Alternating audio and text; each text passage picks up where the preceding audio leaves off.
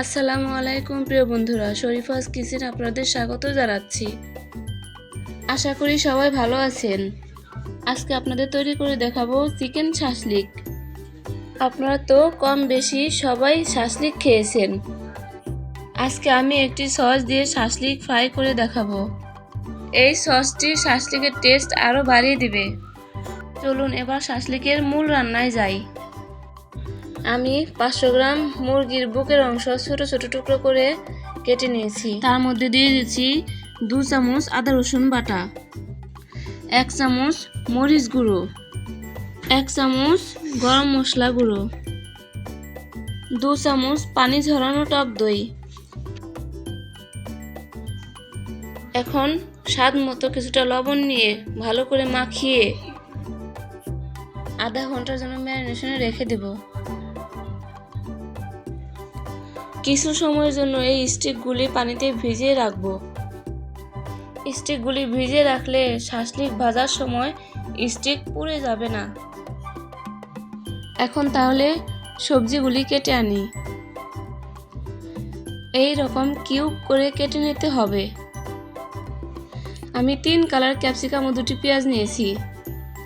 আপনারা চাইলে 1 কালার বা 2 কালার দিয়েও এই শাসলিকটি তৈরি করতে পারেন। এখন আমি এক এক করে সবজি এবং মাংসগুলো স্টিকে গেঁথে নেব। এখানে একটি বিষয় খেয়াল রাখবেন, যে সবজিটা সেদ্ধ দেরিতে হবে সেই সবজিটাই স্টিকে প্রথমে এবং শেষে গাঁথতে হবে এবং এভাবে চেপে চেপে গেঁথে নিতে হবে যাতে শাসলিক ফ্রাই করার সময় খুলে না যায়।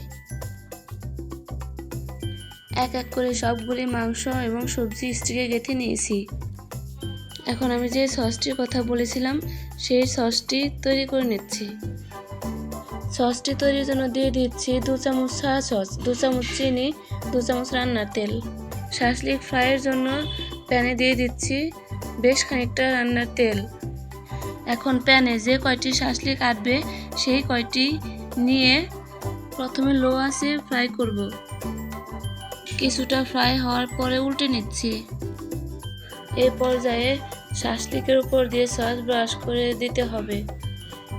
এইভাবে দুবার সস দিয়ে ব্রাশ করে বেশ খানিকটা সময় নিয়ে লো আঁচে ভালো করে ফ্রাই করে নিতে হবে।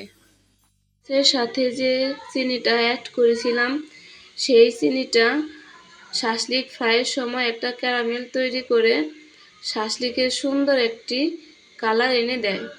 এক এক করে সবগুলো শাসলিক আমি ফ্রাই করে নিয়েছি। দেখুন চিকেনটা কতটা সফট হয়েছে। প্লিজ আপনারা বাসায় একবার হলেও ট্রাই করবেন। আর ভিডিওটি ভালো লাগলে প্লিজ লাইক, কমেন্টস, শেয়ার করে পাশে থাকবেন। ধন্যবাদ সবাইকে। আল্লাহ হাফেজ।